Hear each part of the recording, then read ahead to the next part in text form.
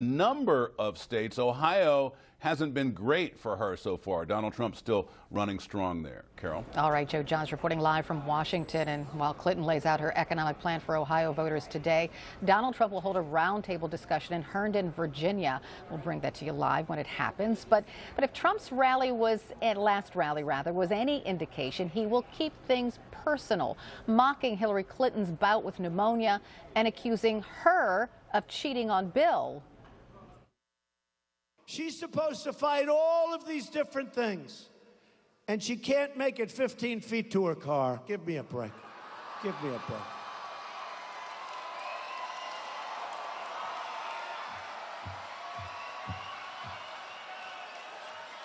Give me a break. Hillary Clinton's only loyalty is to her financial contributors and to herself. I don't even think she's loyal to Bill. You want to know the truth.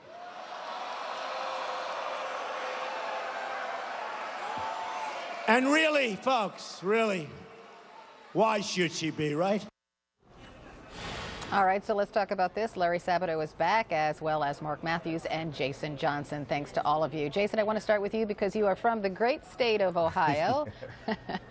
So, how will all of this play in Ohio? You know, there are a lot of working class people, especially in the cities that Hillary Clinton is visiting today, Akron and in Toledo. And of course, she'll bring up LeBron James, but you got to believe she's going to bring up that tax issue. Yeah, she is, Carol. And here's the thing. I am an Ohio voter. And this state has become a very, very interesting place for the Clinton campaign. They have been bombarding it with celebrities. I talked to a lot of my students there who work with Republicans and Democrats. They had Lance Bass from NSYNC doing a debate watch party. They brought the entire cast of The West Wing. They've now got LeBron James. And for some reason, Hillary Clinton is still behind in this state. But here's what's really interesting about this. Even though she'll be campaigning there, and even though Trump is in the lead, there is a possibility this year that Hillary Clinton could actually still be elected president of the United States without winning Ohio. And if that happens, it completely changes the importance of this state going forward. So this is a very, very interesting couple of weeks. We don't know how important Ohio is going to be to her final calculation. Now, it's interesting you say that because I've been reading a lot about that very topic. And Larry, I'll pose this question to you. The reason that Ohio won't go the Democrat way this time is because Ohio's minority population is actually shrinking. And some people say that Georgia could become the new Ohio and Ohio could become the new Georgia. Well, one thing's for sure, Carol. Ohio is more Republican than the nation as a whole. It was more Republican in both of President Obama's elections. And let's remember, Ohio's usually voted for the winner, but there are two exceptions, and they're both Democrats. John F. Kennedy in 1960, Franklin Roosevelt in 1944. Hillary Clinton might be the third one. She's doing worse in Ohio, and especially Iowa, than in any other swing state. So, you know, Ohio used to be considered the ultimate bellwether, to cite a book that has been written by my associate Kyle Condick, Bellwether, about Ohio. But Ohio is not really the bellwether it used to be. So this election may prove it. Okay, so Mark, Colorado is still very much a bellwether state, right? So it's very, very, very true.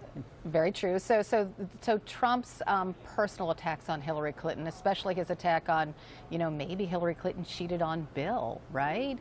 She doesn't have the stamina. You know, Trump poking fun at her bout with pneumonia. Do those things play in a swing state like Colorado? It could, although Colorado has a reputation for some pragmatism.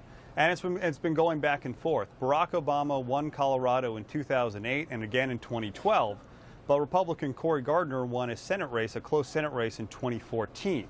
So, you know, right now, a lot of what the pollsters are watching are female voters along the Front Range. This is down from Fort Collins to Denver to Colorado Springs, and these voters might be watching a lot of this.